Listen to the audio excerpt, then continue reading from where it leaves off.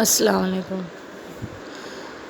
आज जो है हम पोएम के बारे में पढ़ेंगे। एप्रिसिएशन ऑफ अ पोएम, यानी कि पोएम का एप्रिसिएशन किसे कहा जाता है। बहुत सारे बच्चे क्या करते हैं, एप्रिसिएशन में जो है समरी लिख देते हैं। एप्रिसिएशन का क्वेश्चन जो है आपको 12th में 4 मार्क्स के लिए पूछा जाएगा।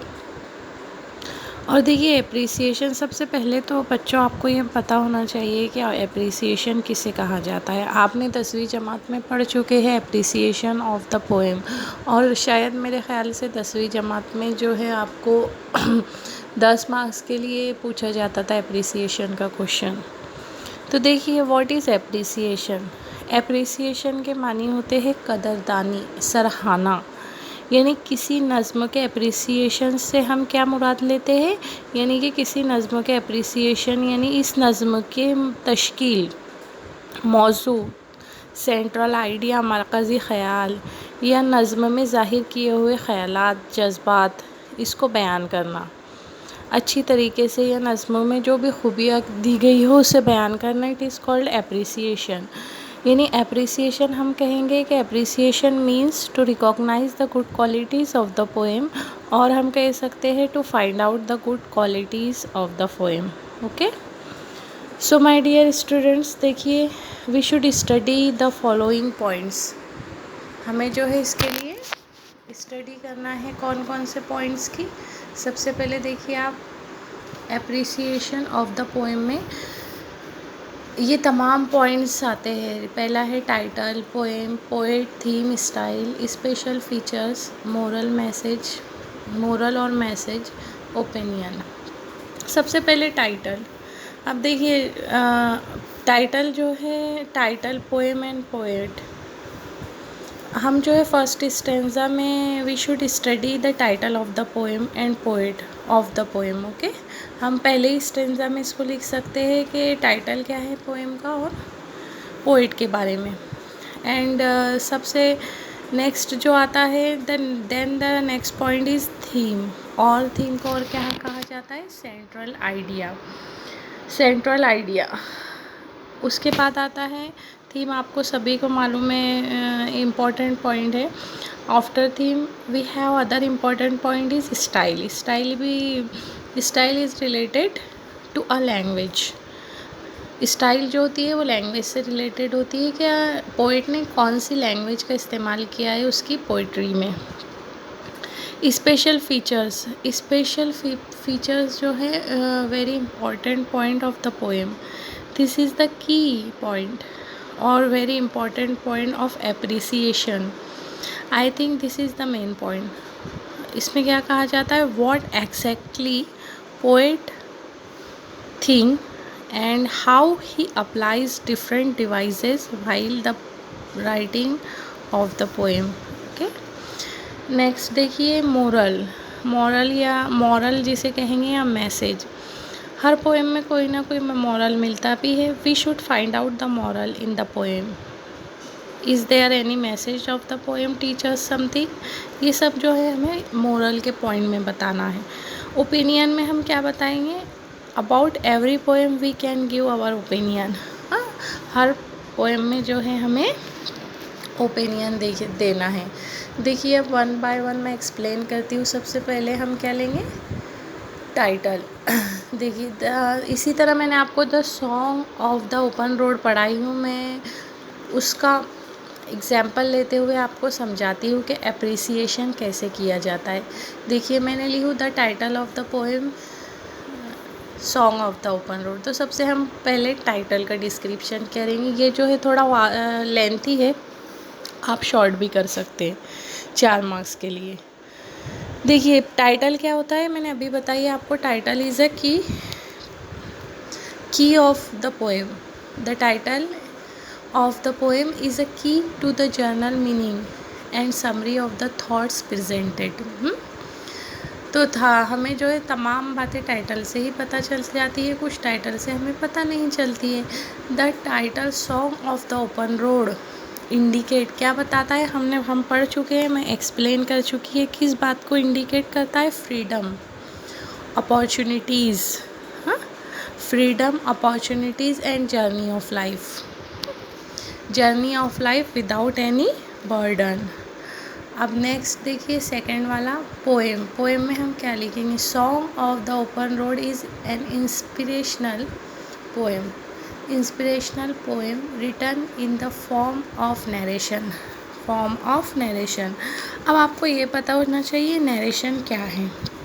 पहले तो आपको ये बता दूँ मैं कि नरेशन, नैरेटिव या narration, narration is the form of the poem. Okay, narration क्या है? इसमें दो वर्ड इस्तेमाल किए गए हैं, देखिए, नरेशन एंड ओड। नरेशन, देखो आपको बताती हूँ मैं, narration and is ode. Ode, ये दो पॉइंट इस्तेमाल किए गए हैं इसमें, समझ में आया ना आपके? तो narration is the form of poem. अब नरेशन में क्या है? नरेशन का देखो आप इंग्लिश में अगर पोएम देखेंगे आप तो narration, a poem that tells a story, it has the elements of a story. हाँ, जो भी पोएम हमें जो स्टोरी के बारे में बोलती है नैरेटिव फॉर्म में, उसे कहा जाता है नरेशन। यानी कि हम जो भी देखते हैं या जो भी हम बोलते हैं उसे हम लिख देते हैं आसान ज़बान में, तो हम उसे क्या कहेंगे? नरेशन। इसीलिए नरेशन क्या है? Is the form of the poem. आपने देखे होंगे song of the open road में भी राइटर ने क्या लिखा है? अपनी लाइफ की स्टोरी बयान किया है, जो है वो जर्नी के लिए कहाँ निकल चुका है? ओपन रोड पर। और उसने रोड को कैसे, किस चीज़ से इंडिकेट किया है? रोड को जो है उसने इंडिकेट किया है लाइफ से, लाइफ की जर्नी के लिए।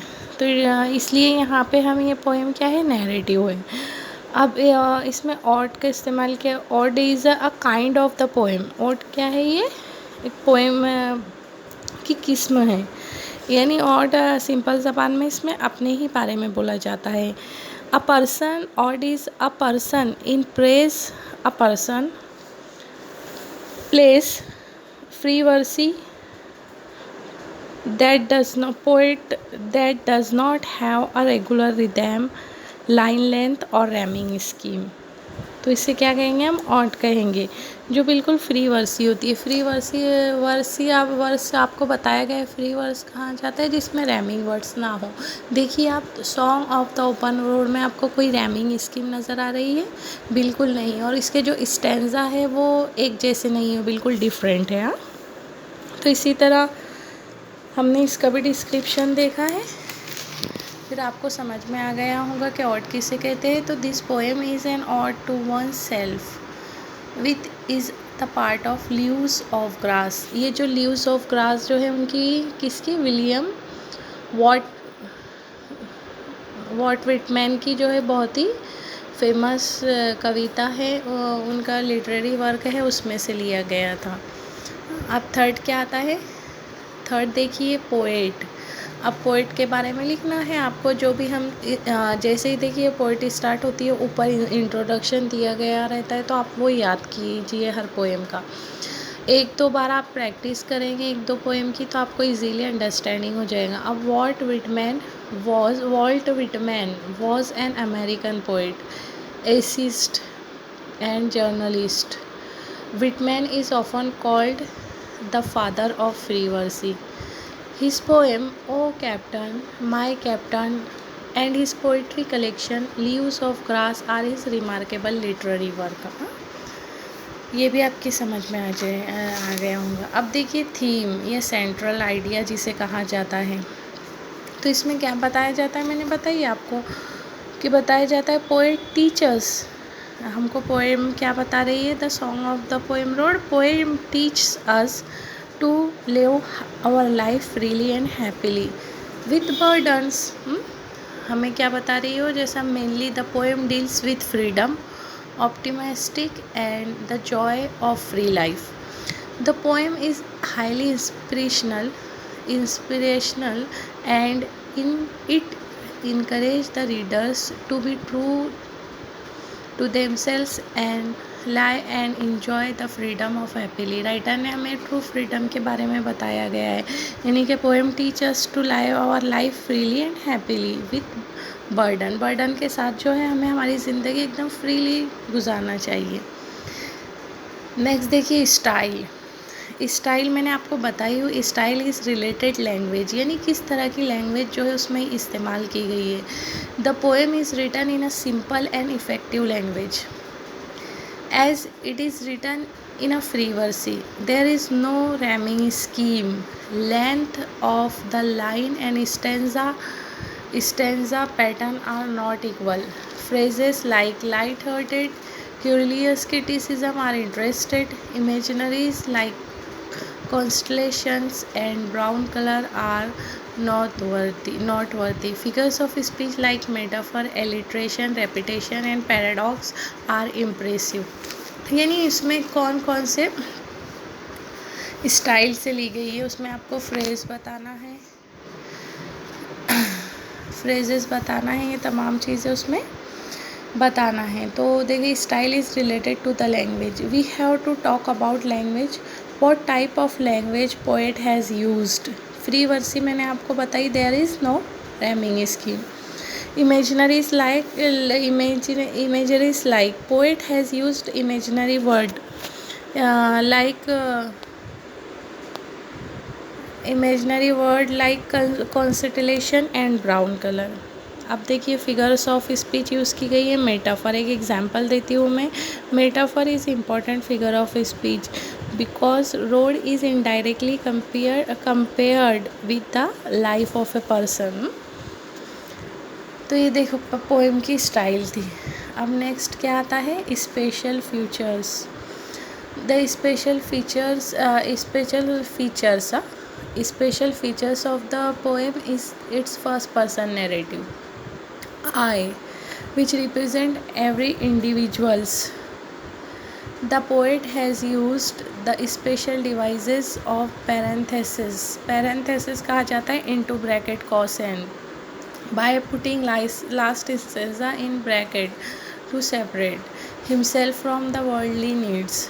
It also shows that there is no meaningful relationship between him and his delicious burden. ये एक्सप्लेनेशन किया है, ये स्पेशल फीचर्स बताएंगे उसके बारे में हम। पैरेंथेसिस आपको बताई मैंने, यानी कि इनटू ब्रैकेट। नेक्स्ट देखिए मोरल या कोई मैसेज। हाँ, तो हमको पोएम से कौन सा मैसेज मिलता है, इसमें हमें बताना है कि does this poem give any message. कोई मैसेज देती है क्या आपको पोएम। हाँ, तो हमें क्या मैसेज देती है, the poem teach us to be happy and optimistic as we have everything including freedom and an ample of opportunities. ये हमें ये मैसेज देती है पोएम। अब लास्ट देखिए ओपिनियन। आपका ओपिनियन क्या है पोएम के बारे में। If you like this poem, why did you like this poem.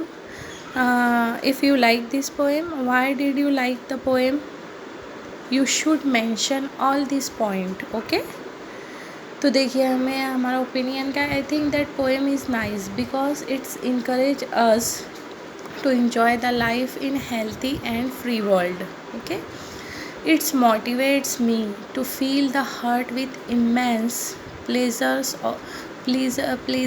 of life journey. I liked this poem. Immense कहा जाता है बहुत ज़्यादा, बेपनाह जिसे कहेंगे। तो ये हमें पोएम बता रही है। फिर आपको इससे अप्रिसिएशन समझ में आ गया होगा 4 मार्क्स के लिए। आप इससे शॉर्ट भी लिख सकते हैं, बस आप में उसमें क्या लिखना है, थीम लिखना है, स्टाइल लिखना है, पोइट के बारे में आप क्या है, सबसे इम्पॉर्टेंट पॉइंट क्या है, इसमें मेन फीचर्स कौन से इस्तेमाल किए गए। तो जैसा मैंने ये की हूँ एक्सप्लेनेशन आपको अच्छी तरीके से समझ में आ गया होगा। और इसी तरह देखिए मैं जो आपको 2 मैंने पोएम्स एक्सप्लेन की हूँ उसके मैं अप्रिसिएशन के आंसर्स भी भेज रही हूँ। आज आप उसकी स्टडी कीजिए। अल्लाह हाफिज़।